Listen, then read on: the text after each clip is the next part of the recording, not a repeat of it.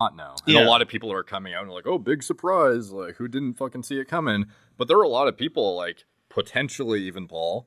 Like, some people are doubtful that he's, truthful in that context. But, like, Paul's, like, a hyper-intelligent individual. And if he actually didn't know, like, imagine the layman who thinks that, The Rock is fucking clean, for example. Right. Yeah. Exactly. So does The Rock say he's clean?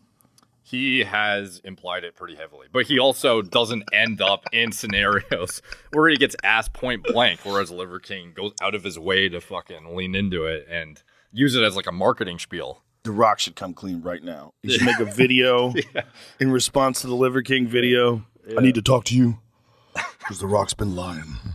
Yeah. No, yeah, There's not a fucking chance in hell he's clean. No. Not a chance in hell. As big as The Rock is, at 50?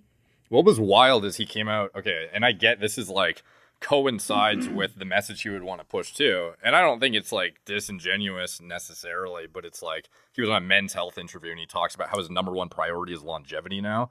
The Rock? Yeah, and I'm like, dude, like everything you're doing is like the hyper opposite of that. Like in terms of a diet, a lifestyle, potentially, but like the drug exposure to maintain the physique, to then do the superhero roles, to do the whatever at his age, like it's clearly not longevity focused. It's very much like, how much can I milk this right now with my brand sort of thing. Well, we're not, when you're looking at a physique, let's look at a physique of The Rock, like a full jacked Rock. Find The Rock at his most jackety jacked. He's like pretty fucking peaked in terms of like the last few years. He's definitely like turned it up a notch. At 50. Yeah. That's natural, bro. That's how could you think otherwise? Eats a lot of sushi. Yeah. But point is, it's like you can't even get there with HRT. That's not HRT. No. Like that. Jesus Christ. Yeah. And it's like, is this pro longevity? Like, of course not. And it's no, he's so massive and he's so different than he was when he was 30. Yeah, when you're in your 20s and obviously mindful of your image and, you're still working out like a maniac, you're like a top tier. Like, he's a genetic marvel, as is anyways when he was natural. Like, yes. So to have all of a sudden 30 years later, like you're in better form than you were in your 20s, like it's just fucking obvious, obviously. Yeah. I mean, this is okay, but there's some better videos of him where it just, shows this preposterous physique that,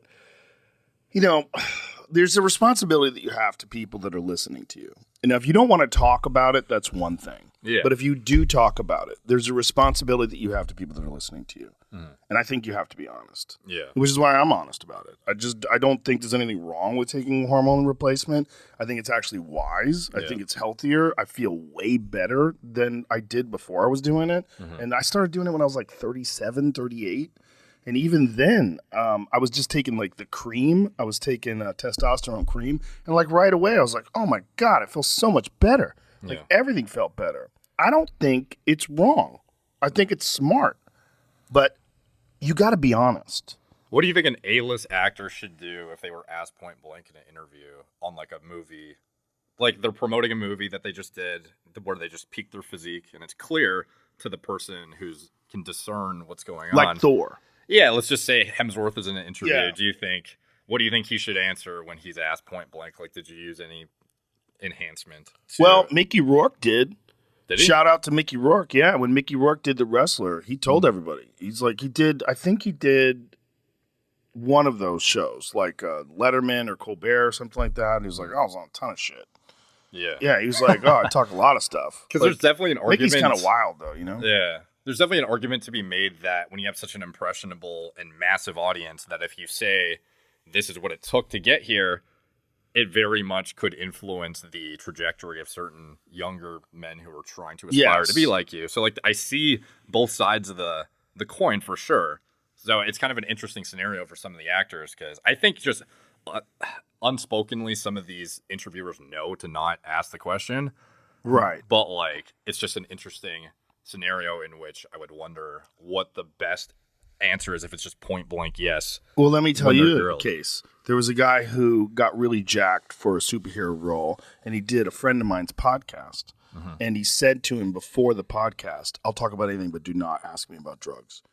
Please don't talk to me about steroids or drugs. It was the number one thing he did not want to talk about.